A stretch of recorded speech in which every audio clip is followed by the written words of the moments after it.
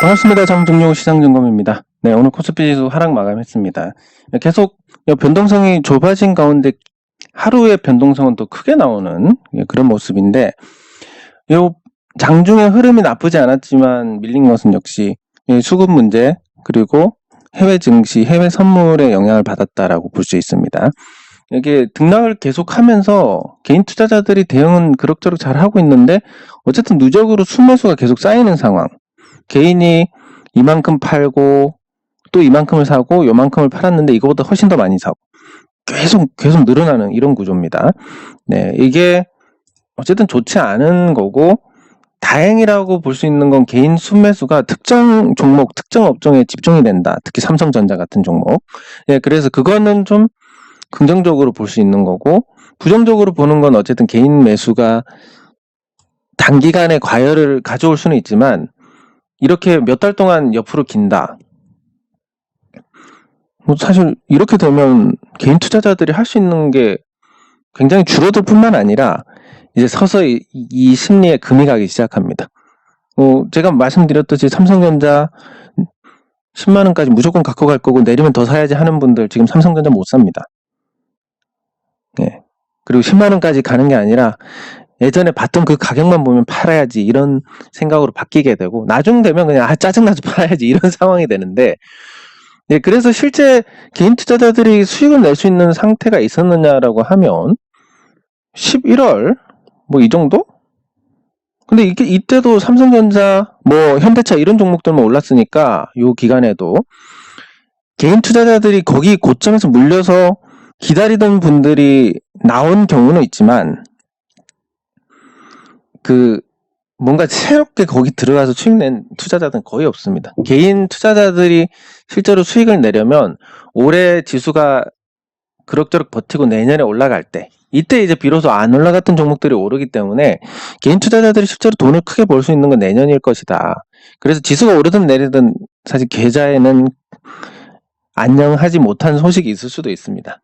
그래서 그런 부분 잘 감안하시고 대응을 하시면 문제가 없을 것 같고 어쨌든 지금 변동성이 줄어있기 때문에 하방의 어떤 리스크는 크지 않습니다. 만약에 이렇게 내린다 하더라도 신속하게 회복을 할 가능성이 크기 때문에 그거에 대해서 큰 문제를 그러니까 지금 와서 뭐 리스크 관리를 하자 이런 건 당연히 해야 되겠지만 이제서야 뭐 위험을 대비를 해야 된다 이런 건 의미가 없고 올라가는 것도 여기서 찍고 올라갈 만한 어떤 에너지가 없으니까 빨리 돌아오지 않을까.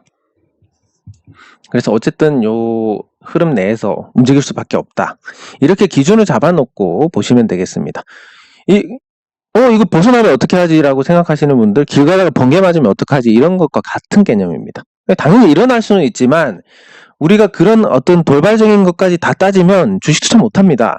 분석도 의미가 없고 뭐 내일이라도 전 종목 하한가 갈 수도 있는 거고 이런 것까지 다 따지면 못하기 때문에 현실 가능한 확률 범위 내에서 그런 거 있지 않습니까? 우리가 길 가다가 지나가는 사람이 나를 칼로 찌를지도 모른다라고 생각하면 밖에 못 돌아다닙니다.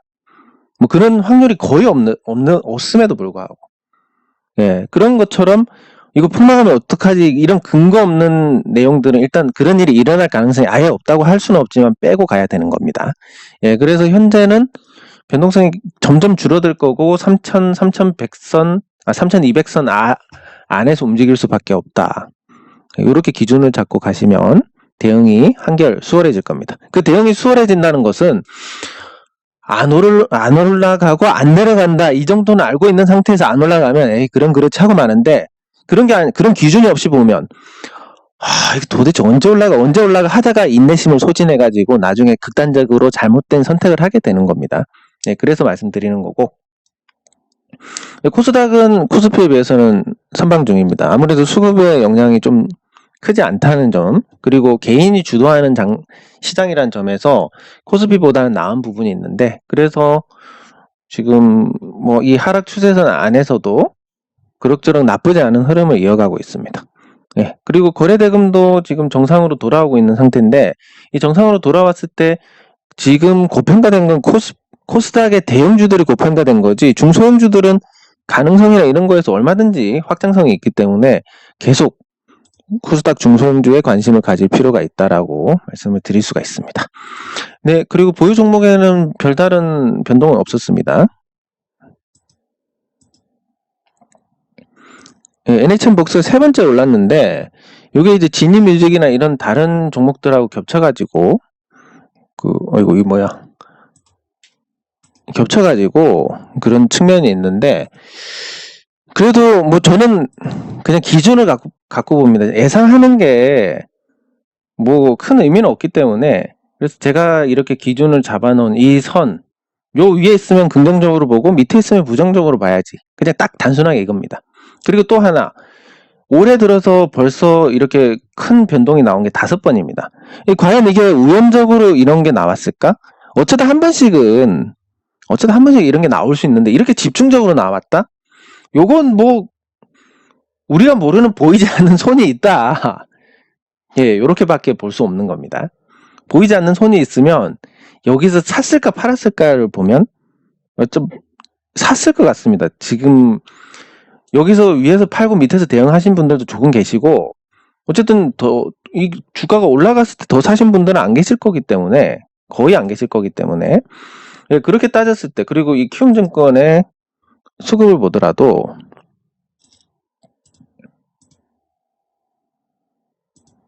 키움증권이 계속 팔고 있습니다. 예, 이때 거래량 터졌을 때 샀다가 손절 물량이 쭈르륵 나오고 있고 그래서 아주 긍정적으로 보고 있습니다. 이 이베스트는 아마도 오늘 위에 가서 팔고 밑에서 다시 사고 이런 대응을 하신 게 아닌가 싶고 그러니까 말씀드렸듯이 이 믿음이 없는 투자자들은 여기서 다 나가고 그 이전에도 나갔겠지만 그리고 그 믿음이 있는 투자자들만 남아가지고 뭔가 보이지 않는 손까지 등장을 했다. 이건 좀 좋은 신호가 아닐까. 예, 당연히 말씀드리지만 제가 갖고 있기 때문에 조금 더 긍정적으로 보는 건 있습니다. 예, 그래서 오늘도 나쁘지 않다. 기술적으로 보더라도 저는 흐름은 나쁘지 않습니다. 이온컴포텍 잘 버티고 있는 거 굉장히 수상하고 지금 말씀드린 것처럼 요 대량 보유 26% 앞으로 전환사채가 풀리면 26%가 될 건데 요걸 생각했을 때 굉장히 좀 말씀드렸듯이 섹시하게 그렇게 만들어 가고 있는 상태다. 그래서 저는 요 최대 주주의 지분율 최대 주주 지분이 10%가 안 된다. 이건 뭐 나중에 무슨 짓을 할지 모른다라고 보고 10%에서 20% 이 사이로 가면 그래도 좀 부족하다. 이 뭐가 부족하냐면 지분이 50%가 넘어가면 회사에 해를 끼치면 곧 본인한테 해가 돌아옵니다. 왜? 자기 지분 가치가 떨어지니까. 근데 문제는 이 50% 넘어가는 종목들은 일단 어떤 변수가 없습니다. 아무리 나쁜 짓을 해도 회사의 주인은 자기입니다.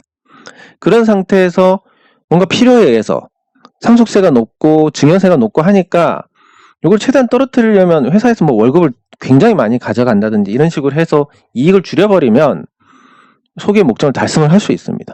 그런 목적 50% 이상 갖고 있는 최대 주주가 지분을 시장에서 팔거나 이럴 가능성이 없기 때문에 만약에 또 보이지 않는 손이 주가를 많이 올린다고 하면 여기서 팔 거기 때문에 이런 시도도 잘 못하고 주가 내려서 상속세 절감할 수 있으니까 굳이 높이 유지를 할 필요가 없고 자기는 필요한 거 월급 많이 받아가면 되니까 다른 주주들은 배당 쥐꼬리만큼 주더라도 자기는 월급 많이 받아가면 되니까 이런 종목들은 어떻게 손쓸 방법이 없습니다. 그래서 저는 50% 넘는 종목들은 포기를 합니다. 주주 운동에 뭐고 아예 생각을 안 합니다. 예, 근데 20%까지는 어쨌든 그거보다 적으면 최대 주주가 회사에 해를 끼치면서 자기가 이득을 보는 쪽에 유혹을 당할 수밖에 없는. 예, 한 30% 되면 그나마 좀 안정적인데 이 30%도 뭔가 떼먹을 게 많으면 당연히 그렇게 할 겁니다. 그래서 가장 이상적인 게 30에서 40 사이. 40을 넘어가면 주가 관리를 안 하는 측면이 있고 30 이하가 되면 회사의 이익과 최대 주주의 이익이 반했을 때 최대 주주의 이익을 택할 가능성이 크다. 그래서 가장 이상적인 건 30에서 40 사이다. 이런 게 또 주가도 유통 주식도 적당히 적으면서 최대 주주와 회사의 이익 관계가 일치를 하는 그래서 잘 올라가는 이런 게 있고, 이온 컴포텍이 어쨌든 뭐 10%에서 26%까지 올라가는 거니까 그런 부분에서는 훨씬 더 모양을 갖춰 나간다. 괜찮다. 이렇게 볼 수 있습니다. 그리고 전환사채의 절반이 최대 주주기 때문에 절반만 나온다고 했을 때 이 매물 부담이 이때만큼 크지는 않고, 그러면 또 그걸 털어주기 위해서는 어느 정도 주가 부양을 해야 되니까, 저는 그래서 전환사채 물량 출회될 때 주가 부양을 할 것이다. 아무리 생각해봐도 한다 안 한다로 봤을 때 최대 주주가 절반을 가져가고 거기서 또 콜옵션도 일부 있을 거니까 실제로 시장에 나올 게 많지 않다. 이거나 주가 부양을 해서 털 것 같다. 물량이 많으면 밑으로 때리겠지만, 그래서 한다라는 쪽으로 보고, 전환사채 관련해서 주가 변동이 있을 때 정리하는 게 좋겠다, 이런 생각을 하고 있습니다. 네, 그래서 무조건 3월 17일 전에는 팔아야지, 요건 철회를 하고 지켜보고 있습니다. 네, 그리고 액트. 지금 종목들 보면 지금 주총 안건이 확정이 되고 결의가 되고 이런 종목들이 계속 나오고 있는데, 아직 그런 게 안 된 종목들은 뭔가 문제가 있다. 그게 이제 어떤 문제인지는 모르겠습니다. 좋은 쪽으로 문제가 있다. 왜냐면 어쨌든 경영권 분쟁이란 게 그 소액주주들의 권리 행사라든지 소액주주들의 어떤 목소리가 커질 수 있는 기회이기 때문에 그런 건 좋게 보는 건데, 액트도 좀 그런 쪽으로 해서 약간 문제가 있지 않을까? 안 그러면 벌써 안건이 나오고도 남았을 텐데 3월 4일인데도 주주총회 안건이 나오지 않고 있습니다. 이건 뭐 영신금속도 마찬가지인데, 이건 영신금속 같은 경우는 지금 최대한 소액주주들의 권리 행사를 막기 위해서 저렇게 하는 거고, 그걸 또 법으로 금하고 있으니까 법에 호소해서 쟤네들 나쁜 짓 해요, 우리 권리 행사 못하게 해요, 하게 해주세요 라고 하는 과정을 제가 하고 있고, 그런 과정이기 때문에 지금까지도 아직 주주총회 공고가 나오지 않고 안건이 확정이 안 된 종목들은 뭔가 문제가 있다. 근데 경영권 분쟁이면 좋은 문제고 아니면 뭐 나쁜 문제인데, 대체로 요 액트나 영신금속은 좋은 쪽으로 봐야 될 것 같습니다. 근데 이 액트 같은 경우는 하반 경직성을 어느 정도 보여주고 있고, 말씀드렸듯이 유양에서 한 210억 정도 이익을 받고, 근데 유양 DNU가 그 환관 변성 관련해서, 그리고 다른 그 제약바이오 뭐였지? 기억이 안 나는데, 아무튼 지금 두 개가 굉장히 유망한데 그거 관련해서 시장 관심을 기대할 수 있는 부분이 있고, 물론 그게 돈이 될 건지 안 될 건지는 잘 모르겠습니다. 그거랑 본업이 이제 흑자 전환하는 부분까지 해서 액트가 이 정도는 여기서 벌었다라고 볼 수 있는데, 그래서 액트가 적정 가격이 5,000원 정도로 보고 있습니다. 여기서 벌고 본업도 흑자 전환할 거기 때문에. 그래서 5,000원 이하에서 뭐 하반 경직성을 보여주는 건 당연한 거고, 이전 흐름을 보더라도 이런 에너지 축적이 연장이 되고 있고, 이걸 매집형이라고 보더라도 보통 1개월 아니면 3개월이니까 이 3개월로 봤을 때 그리 오래치 않아서 주가의 어떤 반등을 기대할 수 있는, 뭐 이제 기술적으로만 보면 그렇습니다. 어쨌든 예전보다는 훨씬 편합니다, 이 가격이. 예전에 5,000원이면 좀 부담스러운 가격인데 지금 5,000원이면 적정 가격이니까, 그래서 지금 가격이면 편하게 지켜보셔도 문제가 없을 것 같습니다. 네, 그리고 제가 별도로 올려드리기로 한 거 종목들 못 올려드려서 지금 신속하게 보고 댓글 확인하도록 하겠습니다. 일단 이 골드 선물, 금이 어떻게 될 것이냐에 대한 부분인데, 그 비트코인 때문에 금이 약간의 피해를 봤다라고 보는 게 맞을 것 같습니다. 금은 인플레이션 시대에서 어떻게 보면 가장 부각이 되는 자산입니다. 왜냐하면 금은 한정이 돼 있고 돈은 계속 늘어나고, 그러면 이 한정된 금으로 표기하는 돈의 가치는 떨어질 수밖에 없는 거니까 금값이 오르게 됩니다, 인플레이션 환경에서. 근데 최근에 왜 이렇게 떨어지느냐, 비트코인이 금의 역할을 어느 정도 대체를 하고 있다. 그것 때문에 조금 약세인 것 같고, 그렇지만 금은 실물이 있지만 비트코인은 실물이 없습니다.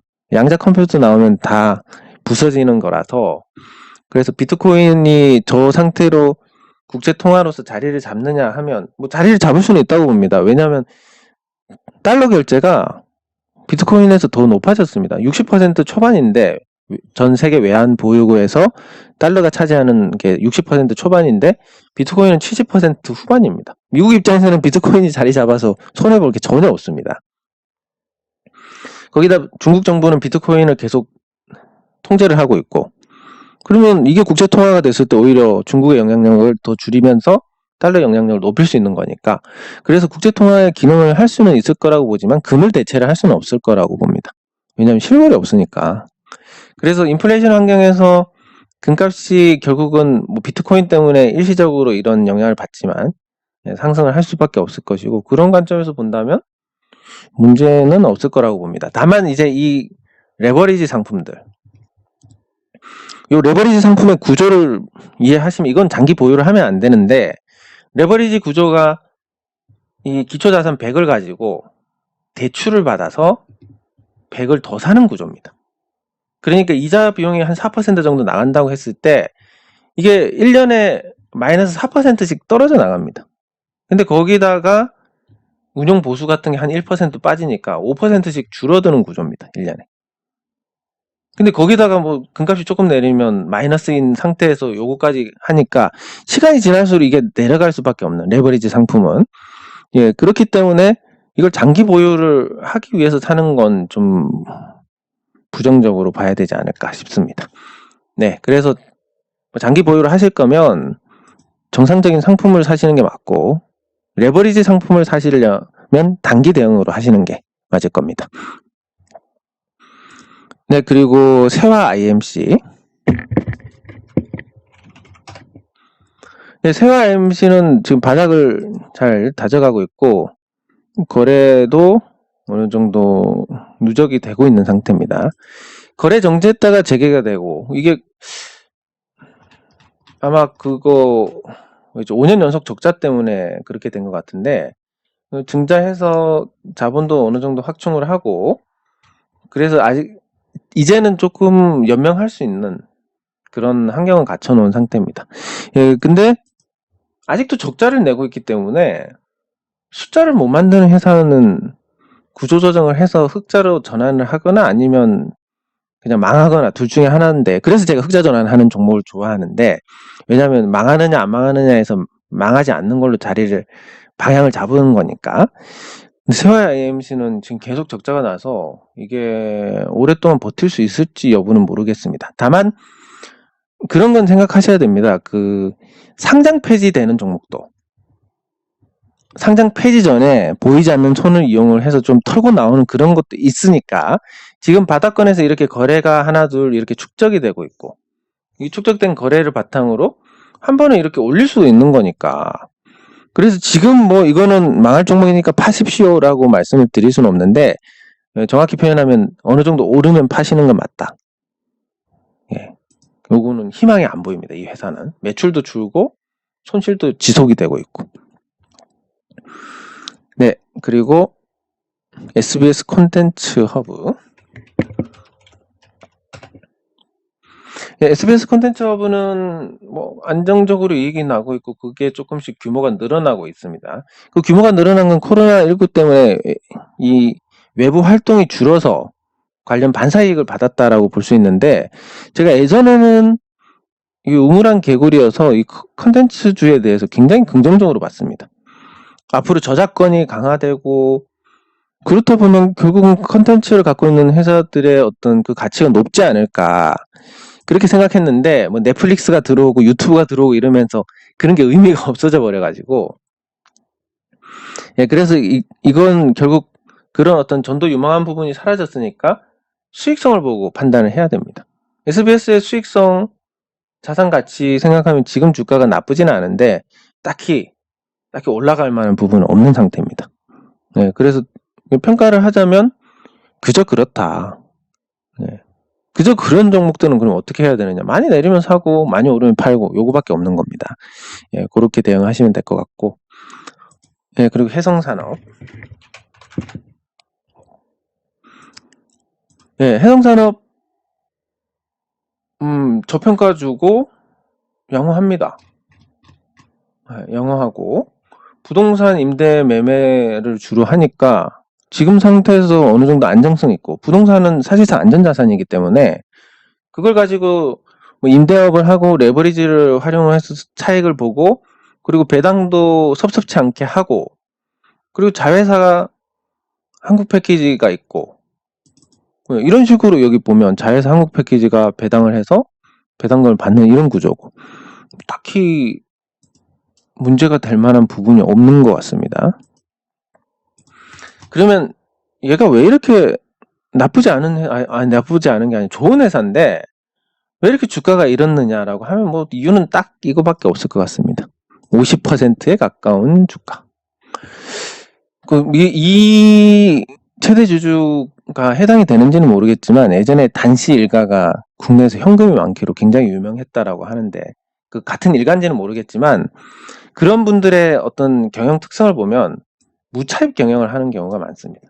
차입을 하지 않고 그래서 뭐 재무 구조도 안정이 되어 있고 뭐 기업 가치도 연결 기준으로 해가지고 나쁘지 않고 뭐 이런 상태다 보니까 평가는 좋게 내릴 수가 있습니다. 근데 주가가 오를 거냐 안 오를 거냐 저평가된 종목이 뭐 하나 둘이 아니기 때문에 저평가만 갖고 지금 오를 거다라고 판단을 하기도 어렵고 다만 뭔가 보유를 한다면 좀 편하게 보유를 할 수 있고 이게 큰 시세를 내고 죽은 종목이 5년 정도 지났으니까 뭐 다시 좀 기대를 할 수 있는 부분도 있을 거다. 그런 점에서 뭐 평가를 하자면 좋다 나쁘다 이렇게 무조건 이분법적으로 판단을 해달라고 하면 좋다는 쪽에 무게를 실을 수 있는 그 정도로 생각하시면 될 것 같습니다. 네, 그리고 IT센. 네, IT센도 일단 숫자로는 좋은 회사입니다. 그리고 IT 시스템 통합 및 유지 보수 사업을 하는데 이런 회사들은 보통 프리미엄이 붙습니다. 특별한 자산이 없어도 되니까 뭐 큰 공장이 있어야 되는 것도 아니고 큰 부지가 있어야 되는 것도 아니고 뭐 전기만 잘 들어오면 되니까 그런 사업 구조를 갖고 매출을 계속 늘려가고 있는 회사 그런 회사다 보니까 뭐 요 회사에 대해서 평가가 당연히 좋을 수밖에 없는 그런 상태입니다. 물론 뭐 자회사 연결 기준으로 반영이 되는 거긴 하지만 그 자회사의 가치라는 것도 지분법 평가로 반영이 되는 거고 그랬을 때 이 IT센 같은 경우도 표현을 하자면 자회사들이 하나씩 붙어 나가면서 좀 섹시하게 바뀐 것 같다. 그리고 실적도 섹시하게 포장이 되는 것 같다. 그런 상태에서 그럼 오를 재료가 있느냐? 오를 재료는 없지만 이 그러니까 ITC라고 정의를 해야 될 것 같은데 그 사업에서 지금의 실적, 지금의 자산 가치라면 굉장히 매력적인 가격인 건 틀림이 없다. 그래서 가격 측면에서 그냥 단순히 저평가면 매력이 없지만 가격 측면에서 그런 동종 업종에 비해서 굉장히 저평가되어 있는 상태니까 그런 관점에서 관심을 보이는 거, 뭐 기다릴 자신만 있으면 사놓고 기다려도 될 것 같은 그런 종목입니다. 어쨌든 좋은 종목에 대한 질문이 계속 나오니까 기분이 좋습니다. 그리고 SK케미칼 백신 부작용 때문에 지금 부정적입니다. 애초부터 저는 제가 전문가는 아니지만 아스트라제네카 거는 이건 사실 그거 논문 같은 걸 열심히 찾아보는데 저는 아스트라제네카는 굉장히 논문이 좀 허술하고 또 뭔가 중립성이 떨어지는 그러니까 뭐 이 데이터 해석을 중립적으로 해야 인정을 받을 수 있을 텐데 그게 아니라서 이게 과연 60%대가 맞을까? 이거 아닌 것 같고 그리고 두 번째는 요 아데노 바이러스라고 이 침팬지에만 있는 침팬지가 그 기관지 뭐 질환을 걸리는 그런 바이러스가 있습니다. 근데 사람한테는 이게 작용하지 않으니까 이 아데노 바이러스를 매개체로 해가지고 주입을 하는 건데 사람 중에서도 이 아데노 바이러스 자체의 항체를 갖고 있는 사람들이 있습니다. 이 사람들은 이거 들어오면 다 죽어버리기 때문에 아무 소용이 없습니다. 임상 결과도 믿을 수가 없고 부작용도 뭐 척수염이라든지 이런 치명적인 게 나오고 있고 아데노바이러스에 항체가 있는 사람들은 해당이 안 되고 뭐 노인층에는 임상 결과도 없고 이런 걸 유통을 한다? 당연히 저는 안 될 거라고 봤습니다. 제가 그 장중 리딩에서 떠드는 얘기도 보면 똑같습니다. 화이자나 모더나 걸 맞아야지 아스트라제네카 거는 아니다. 이걸로 코로나가 종식될 수도 없다. 이런 말씀을 드렸고 그게 이제 실질적으로 맞고 나니까 결과가 나온다. 근데 만약에 결과가 좋았다 하더라도 더 오를 게 없는 게 이미 올랐기 때문에 오른 종목들은 이렇게 됩니다. 결과가 좋으면 재료 소멸. 결과가 나쁘면 나빠서 악재. 그럼 뭐 어쨌든 내리게 됩니다. 오른 종목들은. 그러니까 뭔가 재료에 의해서 오르는 게 아니라 올랐기 때문에 뉴스가 부각이 되는 거고 거기서 이제 더 오를 힘이 없어서 내리면 또 악재가 부각이 되는 거고 이런 구조라는 것만 이해를 하시면 오른 종목 손을 안 대게 됩니다. 제가 그 공개적으로 이렇게 보여드리고 있는 이 매매 관련해서 지금까지 제가 손실 본 거 있습니까? 손실 본 거 없습니다. 여러분들께 공개하고 나서 손실 본 거 하나도 없습니다. 왜? 비싼 거 안 사니까. 손실만 안 보면 이 주식의 변동성으로 손실만 안 본다면 수익 내는 거 어렵지 않습니다. 답답해서 그런 거지. 예, 그걸 여실히 보여주는 거고 이 SK 케미칼이 뭐 백신이 잘 됐든 못 됐든 그냥 내렸을 거라고 보는 겁니다. 물론 아스트라제네카가 안 될 거라고 봐서 더 빨리 내렸을 거라고 생각은 했는데 그래서 뭐 판단을 하자면 희망이 없다. 정리를 하시는 게 좋지 않을까. 다만 이제 밴드 하단과 장기 이평선이 만나는 자리니까 지금보단 기술적 반등이 나오면 기술적 반등이 무슨 계기로 나올까? 생각하면 SK 바이오사이언스 상장할 때 그때 하면 되는데 그 반응이 그렇게 강하지는 않을 겁니다. 왜냐하면 SK 놈들이 SK 그 뭐였지? 바이오팜 SK 바이오팜을 직접 때려가지고 투자금 회수라는 명목으로 때려서 팔았습니다. 그리고 투자 성공이라고 하는데 아니 자기들이 실적을 만들어가지고 그 실적에 따라서 주가가 형성이 된 상태에서 때리는 게 투자 성공이지 이거 투자자들이 기대감으로 사가지고 투자자들 피 빨아먹으면서 파는 게 무슨 무슨 그게 성과를 냈다고 하는 건지 참 안타깝게 짝이 없는데 어쨌든 이런 사례가 있기 때문에 SK 바이오사이언스는 시장에서 좋은 평가는 못 받을 가능성이 큽니다. 물론 지금 공모주 분위기상 따상하고 뭐 그런 건 되겠지만 이 유지도 잘 안 될 겁니다. 그게. 그리고 네오티스.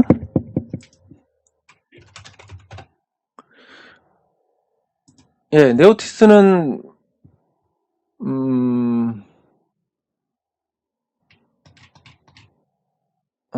예, 작은 종목이니까 뭐 특별한 부분은 없는 것 같습니다. 근데 특이하게 이 네오티스의 배당 수익률이 높게 나오는데 그리고 6년 연속 250원 배당을 했습니다. 배당 수익률로 따지면 6%가 넘는 배당입니다. 그리고 전환사채가 29만 주, 뭐 딱히 큰 부담은 안 될 것 같은 물량인데 이 배당 수익률이 높다는 것은 그 중국 업체들이 재무제표 지들 마음대로 꾸며가지고 이렇게 내놓는 거 한 가지 반박을 할 수 있습니다. 현금 배당 하느냐 안 하느냐. 제가 셀트리온에 대해서 부정적으로 말씀드리는데 셀트리온 현금 배당하면 인식이 바뀔 수 있습니다. 근데 현금 배당 못 할 겁니다. 네, 매번 주식 배당만 하고 현금 배당은 못 합니다. 왜? 현금이 없으니까. 그 구조가 셀트리온에서 셀트리온 헬스케어의 재고로 잡히고 셀트리온 헬스케어는 헝가리 창고의 재고로 잡히고 헝가리 법인인데 그냥 저는 헝가리 창고라고 하는데 이렇게 재고 쌓아가지고 뭐 수익 난 것처럼 재무제표 만들지만 실질적으로는 현금 흐름만 보면 마이너스입니다.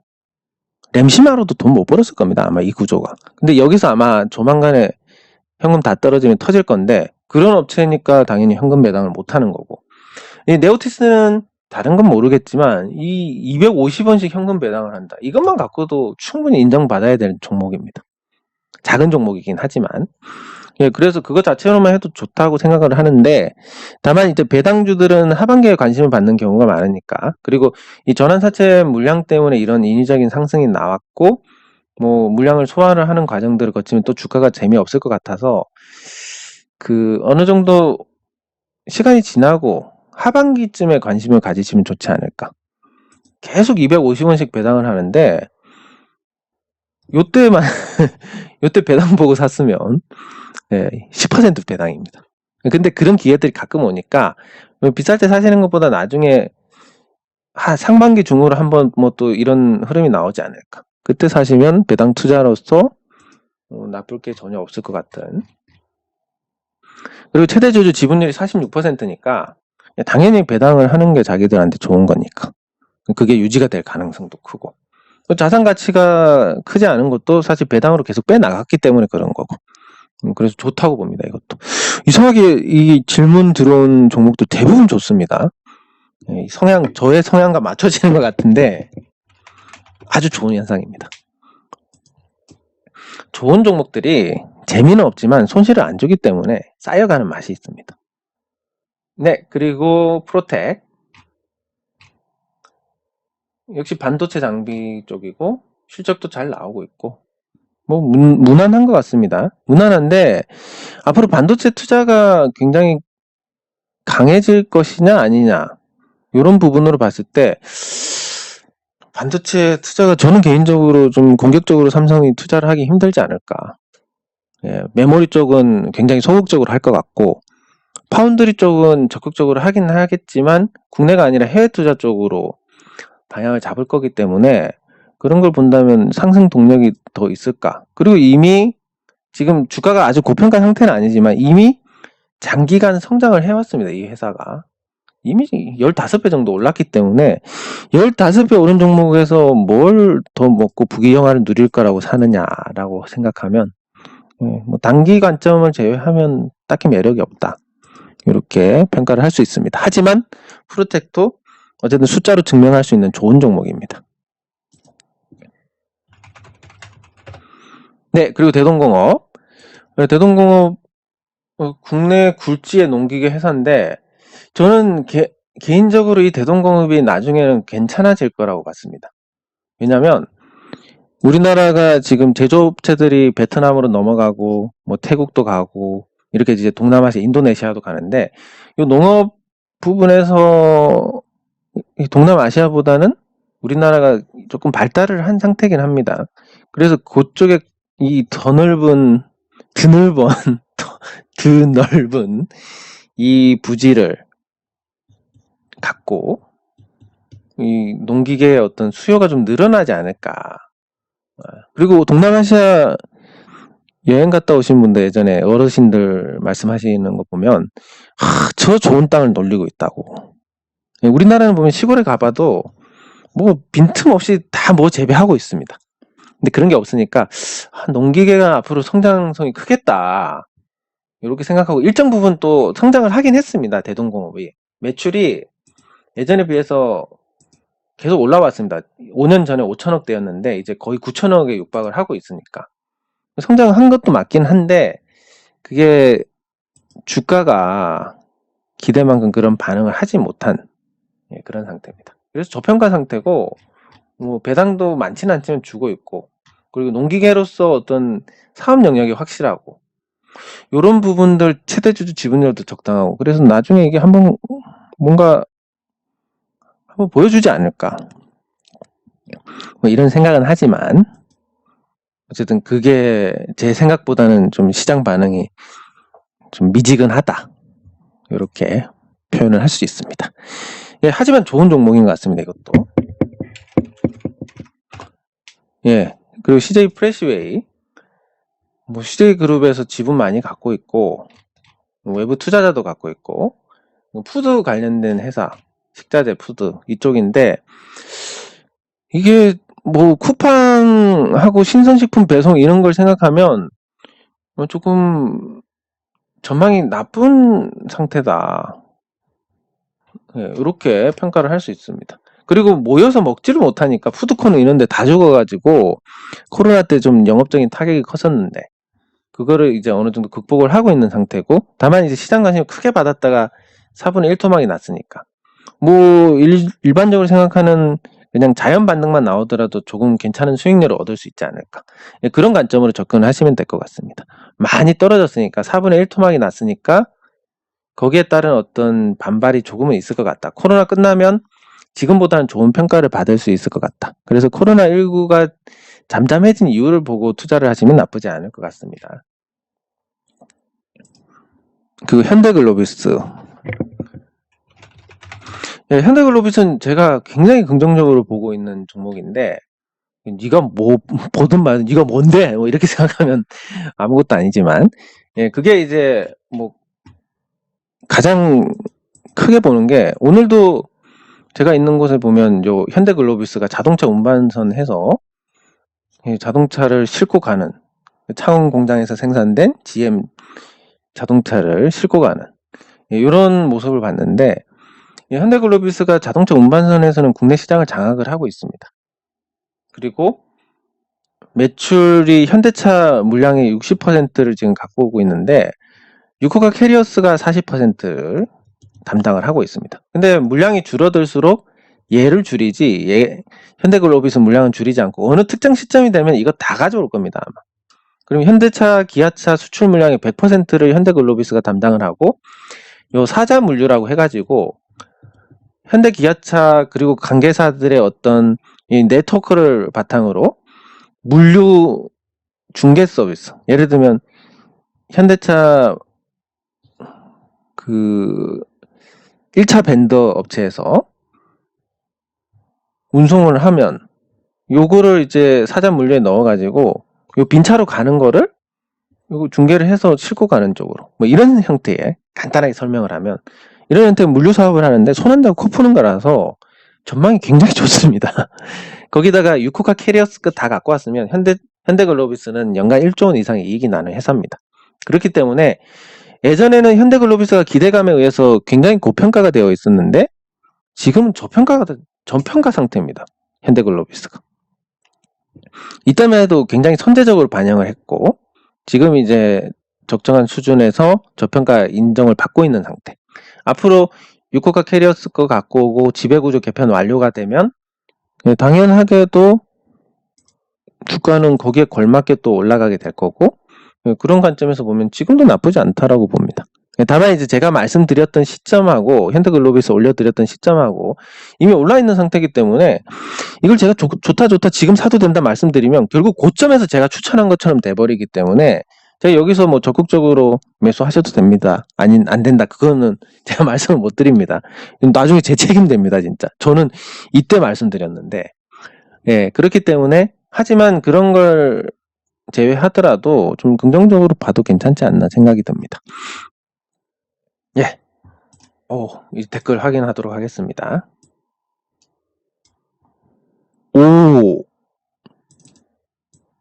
오늘은 싫어요가 하나입니다. 예. 이게 이제 주식시장에 대한 관심 자체가 좀 떨어진다는 건데, 좋아요, 싫어요 비율이 이제 지금 반토막이 났다는 거는 꼴도 보기 싫은 분들이 늘어났다. 저 말고 주식이 안 올라가니까. 예. 아이고, 감사합니다. 예, 요거 진짜 이게 이렇게 하시는 분들이 많으시면 정말 보람이 있다고 생각을 합니다. 예.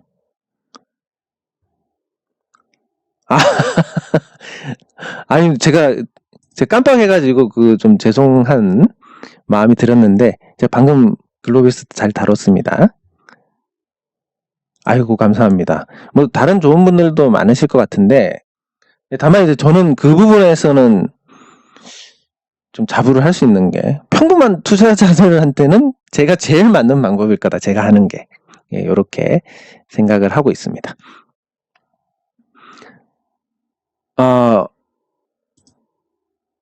예, 맞습니다. 이게 결국은 운이라는 거기 때문에, 운칠기삼이라서 운이 안 따르면 아무리 공부해도 수익을 못 볼 수가 있습니다.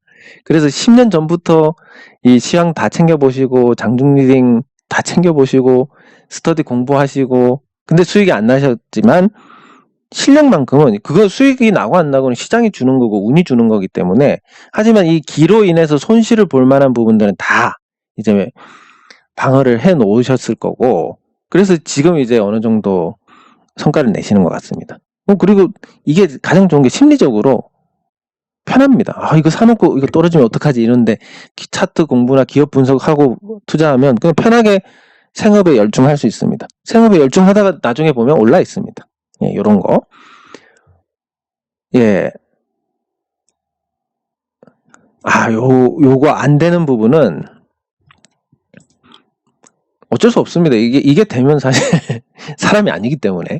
하지만 우리가 매번 그렇지만 소도 이 얼음판에서 한번 미끄러지면 다시 안 미끄러진다고 합니다. 그런 것처럼 우리가 실수를 계속 반영을 해 나가면서 극복을 하는 것밖에 없지 않을까 생각이 됩니다.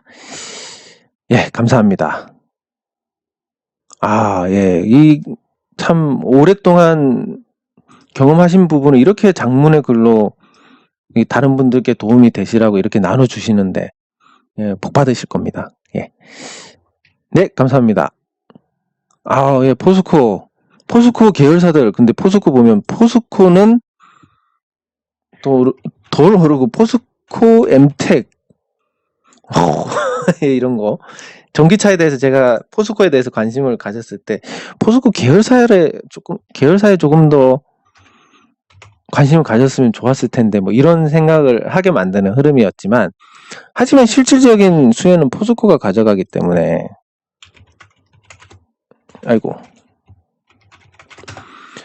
실질적인 수혜는 포스코가 가져가기 때문에 거기에 대해서 크게 아쉬워할 필요는 없을 것 같습니다. 결국은 뭐 가치를 만들어 주는 거니까. 네, 감사합니다. 예, 감사합니다. 뭐 이화전기 생각 없이 들어가 물렸는데 뭐 이걸 제가 어떻게 해드릴 수 있는 방법이 없는데. 예, 이화전기 뭐 여기서 대응은 이렇습니다. 160원 오면 물타기해서 나오시면 됩니다. 지금 말씀드릴 수 있는 대응은.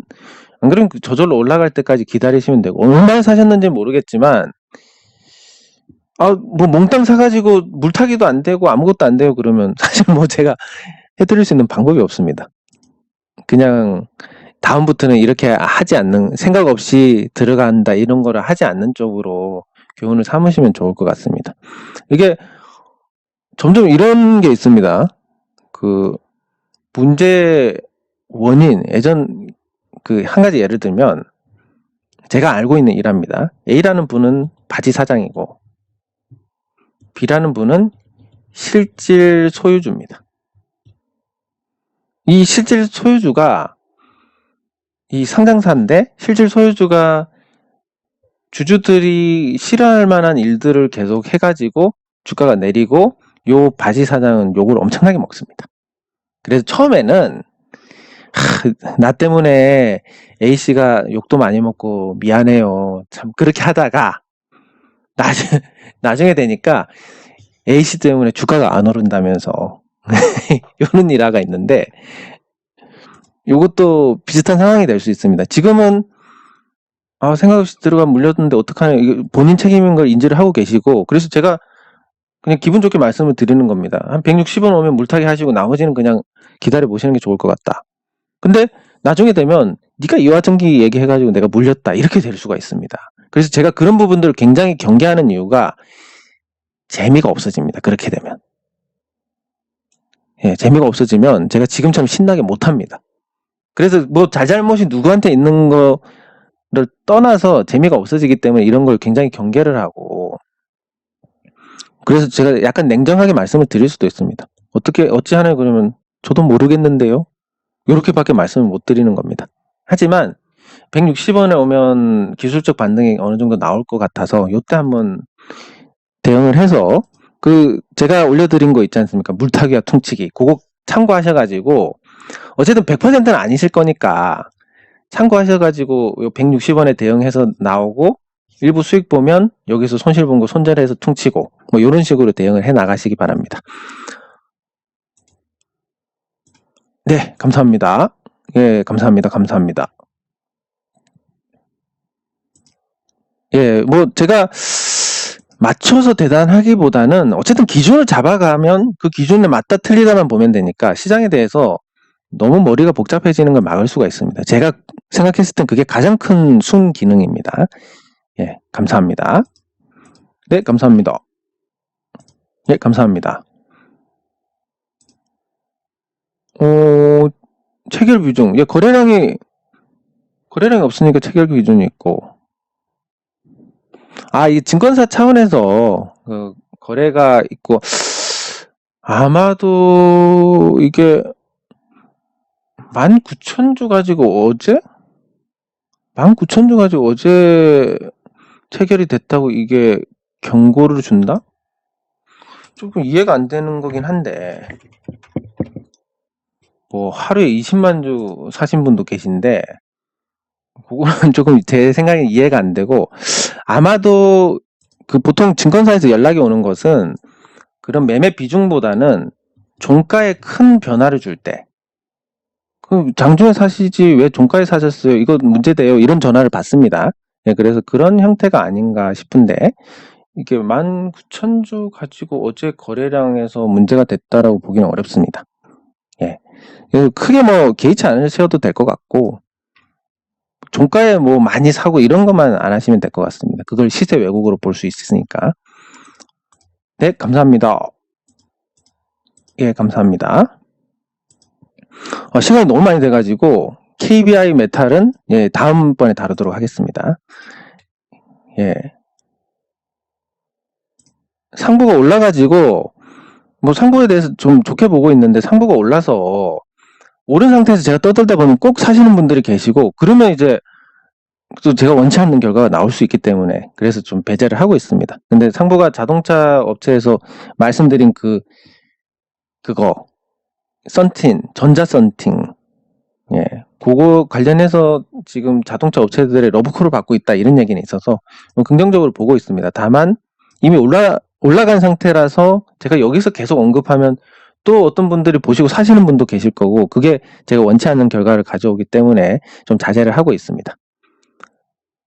네, 감사합니다. 진짜 운이 많이 좌우를 하는데 이 기 3을 준비하지 않은 분들한테는 운이 거품이 될 수밖에 없습니다.